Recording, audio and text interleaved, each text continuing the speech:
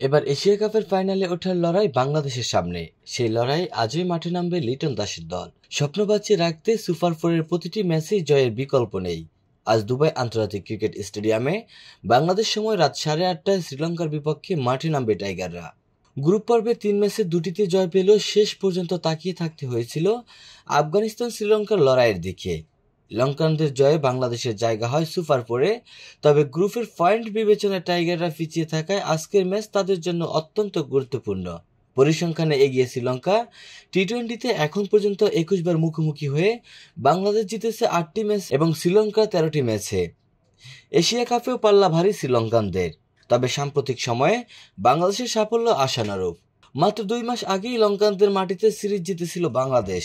ম্যাচটি সরাসরি সম্প্রচার করবে সনি স্পোর্টস, টি স্পোর্টস ও নাগরিক টিভি।